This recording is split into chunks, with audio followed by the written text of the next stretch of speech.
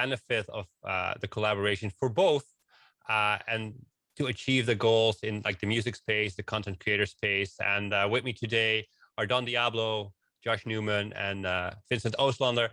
And while starting with Don, I don't think there's much introduction needed. You're a world famous DJ, an artist, producer. You have been in the top 10 of the DJ Mag Top 100 for the past 3 years. Good to have you around. Welcome. Thank you very much. Josh is a content creator. You make videos about like longboarding down very dangerous hills. Yeah, when I say dangerous, it is definitely dangerous. You make content about extreme sports, travel, and I'm looking forward to talk about content creation and the music and how that all works for you. And then finally, Vincent. Welcome. And Vincent from Playara to talk about the challenges and how we can tackle those challenges that arise when you guys, Don and Josh, work together. So maybe to start with Don, for someone as big as you, do you still need a new audience for you as an artist, as a producer? Always, yes, for sure. The goal is always to grow. The goal is always to innovate, to push things forward, to meet new people, to reach out to new people, new continents, new generations. And for me, I think when you stand still, that's kind of a sign, the first sign of going back downhill, to kind of stay in Josh's terms. For me, my career has always been about pushing things forward and growing. And thus far, that has sort of been a really sort of steadily slow grow. But that's the way I like to do it. And I think even now, like, tomorrow I'm releasing my album, and this is actually the first time I'm getting a billboard on New York on the Times Square with Spotify, because my growth is still to the roof on Spotify. About to break the 10 million monthly listeners again soon, and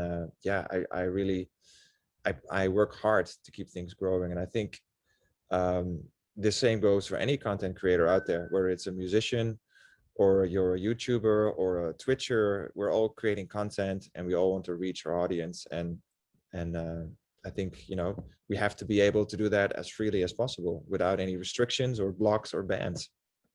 And when you talk about like the growth, normally people talk about their own channels, growing your own, let's say, YouTube channel, your own views or listens on, let's say, Spotify. But is that the way for you to reach new fans or to grow, or do you look at it differently? I look at it completely differently. I think the traditional model was reaching people through radio and television. Obviously, we now know everything is on demand. Everything happens online. Everything goes through social media. It happens through platforms like YouTube and all of the other streaming video platforms that are user-based and user-generated. I think for me, actually, yes, radio has played a role for me. But to be honest, the world plays a bigger role, right? So I think the power is back in the hands of the people, of the creators. For me, for instance, take a video like I had a record called On My Mind, put it out, I think around 6-7 years ago. It did pretty well, and then there was a video blogger, an adventure travel video blogger called Jay Alvarez. He used my track, and that video got over 50 million hits. And then we did another one, and then you had all the gaming guys jumped in, anyone from Ali A to the Face Clan to Fixtagram, Fixstar. They all started using my music on Instagram, on Facebook, on Twitch, on YouTube, even guys like Ninja. And that's really where a lot of my music was discovered, to a totally new fan base. So it definitely helped me grow, especially when you don't make music that's, radio friendly or TikTok friendly, right? I'm just trying to do my thing out there. So for me, there's a great connection with this demographic, and that demographic reaches a completely demographic that I'm reaching. So for me, growing has really been connected very strongly to other creators. Yeah, so you collaborated a lot with people like Josh, and we'll get to Josh in just a minute. But I did actually collaborate with Josh. Yeah, I think it yeah, works two yeah. ways. So there's a way. I mean, also there's for me there's adventure and travel. There's extreme sports. There's gaming. A lot of my music is in there. You know, there are so many different categories that my music fits in. So many different ways to reach people, especially dancing videos, for instance, have done really well for me. Hundreds and hundreds of millions of views. People just dancing to my music. They're very, you know, they're just talented people. They use my music, and in this case, I had a video, I had a song. I wanted to make a music video for it. So I actually reached out to Josh because I was like, I love what you do. It fits so well with my music. Thank Let's make this a win-win, right? So Yeah. and I think for me, because I guess I'm a little bit bigger, I've had connections with some of the bigger influencers, creators, creatives. So I've been in a good position. But I think a lot of artists forget about the power of, you know, of working together with people versus concert like big platforms and trying to focus too much on radio. And I think, yeah, what I did with Josh was, especially in the pandemic, you know, two people who never met each other, completely opposite ends of the world, coming together, creating something, and yeah, it really worked so well. And I think, you know, this needs to happen more often. Yeah. So, Josh, to jump to you with the collaboration. So, can you explain to me or express to me what music means to you as a content creator? Yeah, well, music is kind of everything with most of the videos that I create. Um, like I always tell people, it can either make or break the video. And that's where a lot of the problems come in when you have a song that you have this vision, and like a video is like a piece of art for me. And like most other content creators can relate to that. And when you have this piece of art and there's this perfect piece that fits in it, AKA a song, and then you find out you can't use that song because of copyright issues, that's where it's like, it makes things incredibly difficult. But yeah, just going back to the question, music is very important.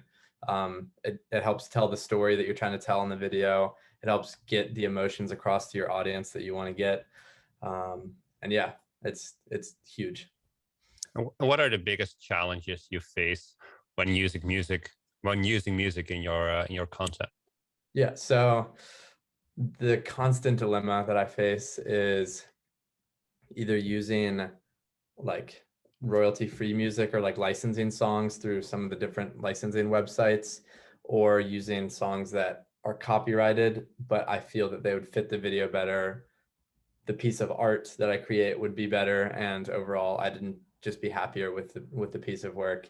But it's hard because this is also my living, and when I use that copyrighted music, then I can't monetize it.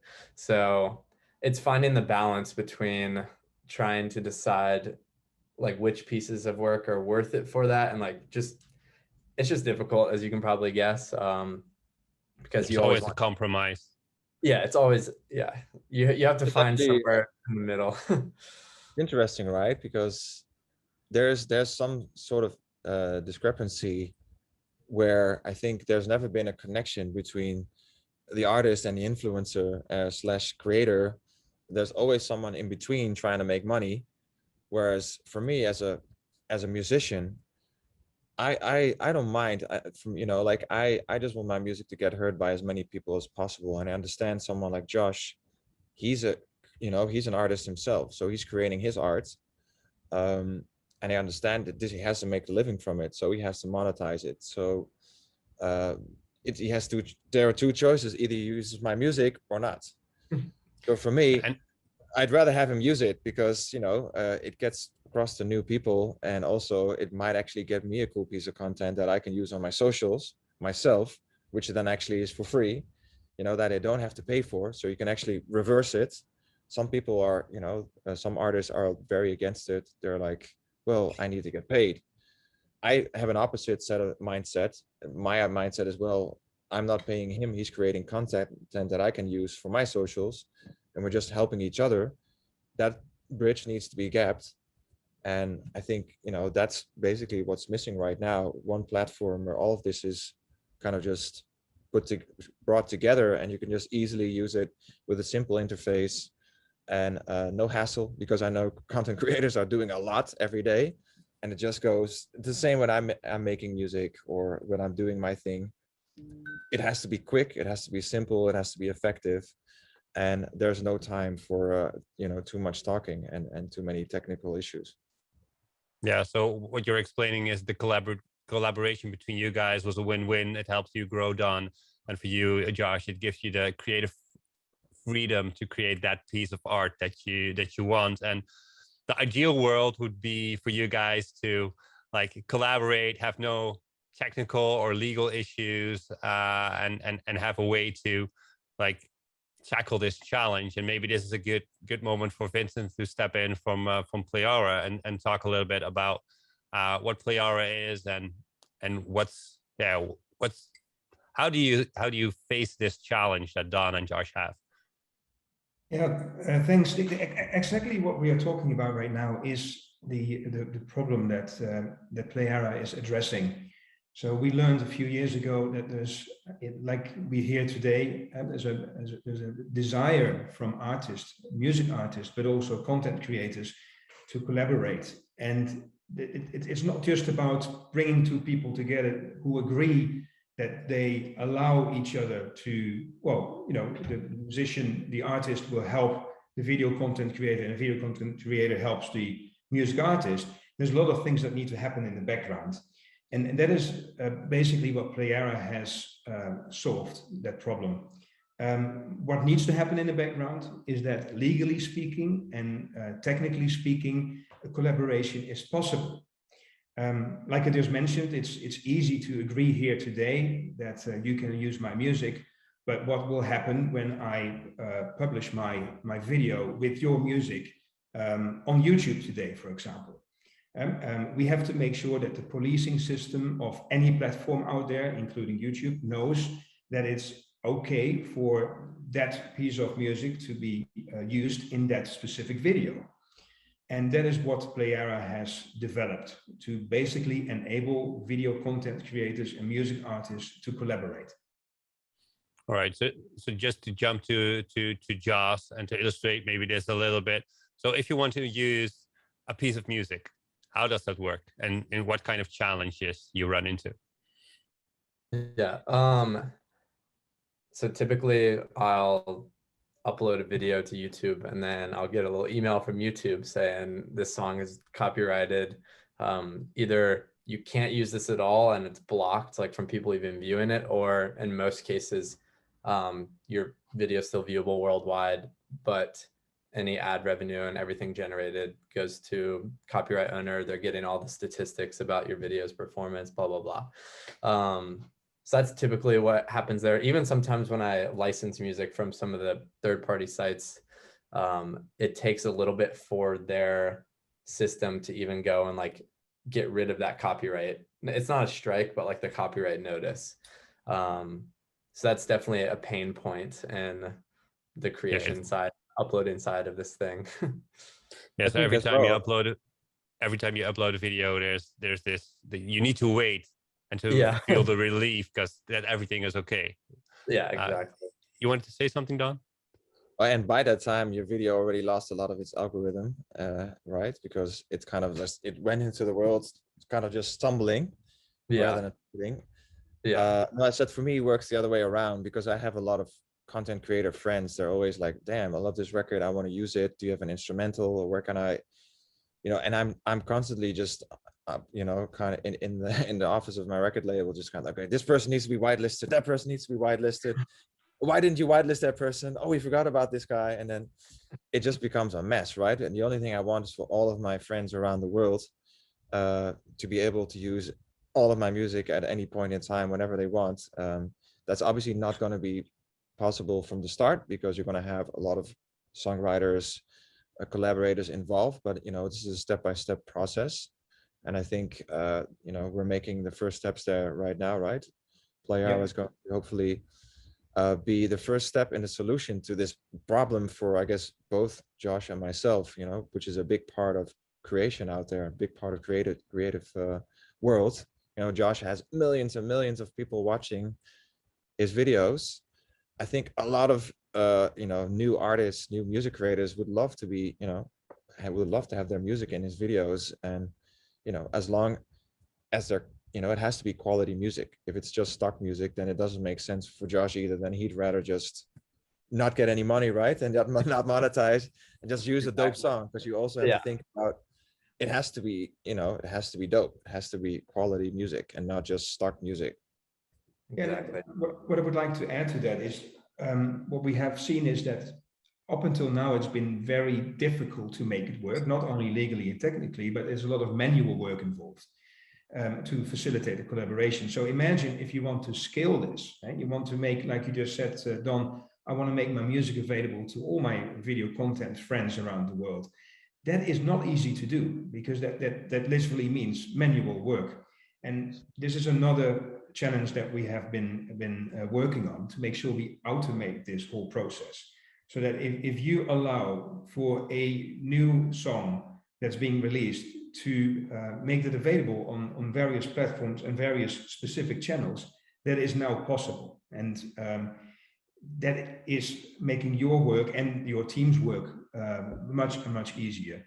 And I think, yeah, you're right. It needs to change from a mindset, both from influencers and creators, as well as musicians and producers.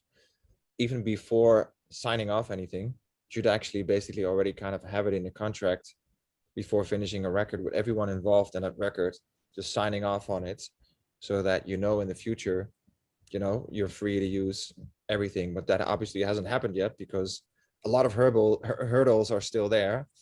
A lot of nitty gritty that no one really wants to know about outside. They just want to see dope videos, listen to cool music.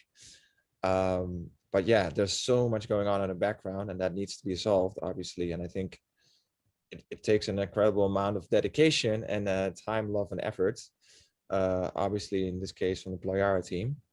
But the idea and the concept of the solution being so near, I think, to both Josh and myself, it's like a godsend. Oh yeah, definitely. So for you guys now, it's a lot of effort to just being able to even collaborate for one video or for one song. Listen, man, yeah, it's like the amount of emails that I get from creators going into my Insta DM, going into my Facebook DM, going into Discords, going into Reddit, like going into my email inbox, open emails, literally like, hey, I used, even like smaller influencers, right? I'm talking about micro influencers. It might be your uncle literally wanting to use one of my records for his wedding video that got blocked on any of, on YouTube, for instance. A crazy wedding video.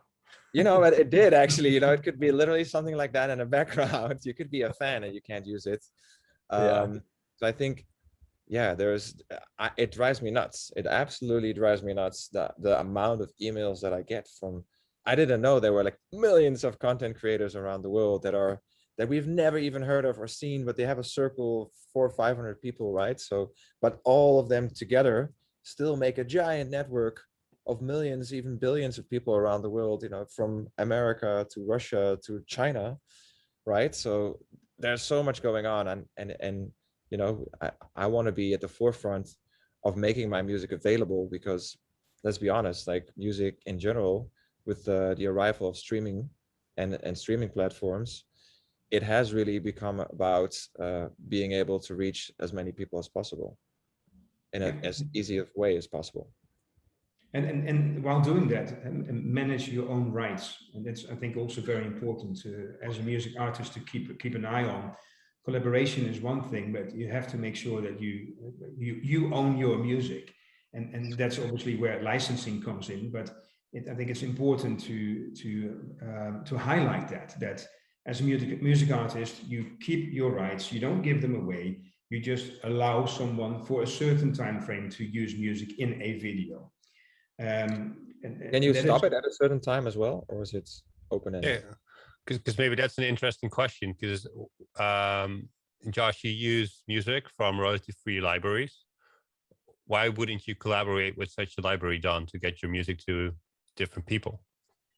Is that because then you need to sign off your rights to this royalty-free library, or? Yes, and also, yeah, I'm a musician. So when you work with royalty-free libraries, these people get paid a fixed amount of money, and it just gets thrown on a big stack of music, right? We're musicians, just like Josh. We have to make a livelihood out of music, and there are multiple writers, creatives, always involved with bigger records, and most artist records nowadays. So you can never do that. And this is also usually why the quality is higher or the records are more interesting, obviously. So this is kind of it's kept away from the influencers and content creators. But at the same time, why not give that music the same opportunity as any royalty-free library music? I think there are already labels out there that do it, but they're a little bit, like Vincent said, they're a little bit harsh on the rights for the artist. You have to sign away all rights. You have nothing is left. It's very left or right. Yeah. And I think what Vincent said, there needs to be a middle way. Like, hey, I own the rights, or whatever I want to do to whichever record label. I can still do whatever I want, but at this point, I allow anyone on this platform, to use it for their content, and for whatever time I want to do this. And this gives me freedom while still having a bigger reach to new people, especially for very talented musicians, who haven't been discovered yet. They might be discovered with someone like Josh. You might go on a platform and go like, oh snap, this is really cool. I'm going to use this. That person might then have a gateway to a whole new audience. And I think it's such a no-brainer. It's just insane that it hasn't happened before, to be honest. So Yeah. As I understand it, so Playara facilitates the collaboration between you guys, that it's both a win-win. You don't have to put in the work. So just my question for Josh is, because normally when you collaborate with someone like Don, you do this directly in person. Is this always this way?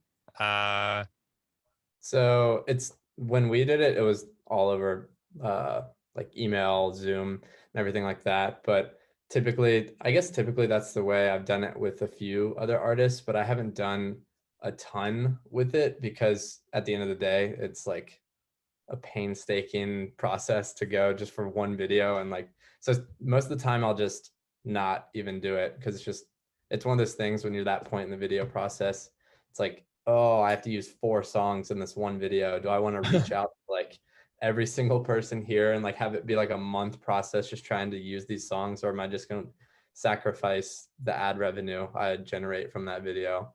And historically, I've chosen to sacrifice the ad revenue because it's just a lot of extra just work, and it's definitely not worth the effort.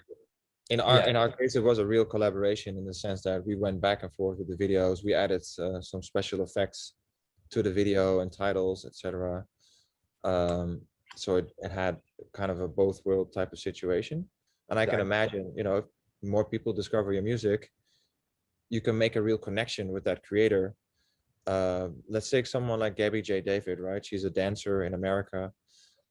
We linked up once, and literally I think we made 5 or 6 music videos accumulating over 500 million views so far, which is super random because I'm here in Amsterdam, she's in Washington, but there was a click, right? So I think it's also about building relationships. It's a bigger picture thing, right? It's more than just, oh, this dude just used my music, or this girl is dancing to my song. Sometimes you can really, like Josh says, it can be a little bit, time consuming, but if you build a relationship with someone that you meet through a platform like Playara, right, then I think you might create things that would not have existed otherwise, which is, that really cool. Gets my creative mind going. Yeah, I would like to add one more thing, because you had one question a few minutes ago. And can I keep my rights? So can I pull back the music if I want to?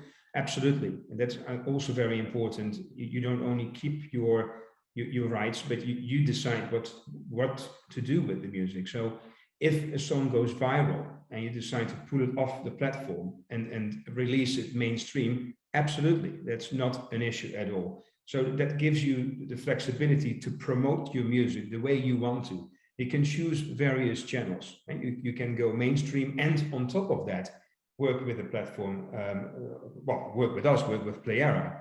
And at the same time, I think, Josh, you mentioned that, and you work with stock music, sometimes because it makes your life easier, but I think sometimes it's also perfectly fine to have a beat running in the background. You don't always need, let's say, billboard music, but you do want to make that punch every now and then. Sometimes you want to give that a little bit of your video a little bit more spice.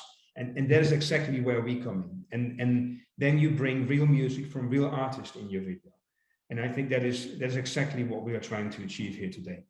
I think, yeah, music already tells such a story, right? So then if you add the imagery to it, all of a sudden it becomes a movie that touches you in a place that, you know, becomes like a forced marriage, as I always say.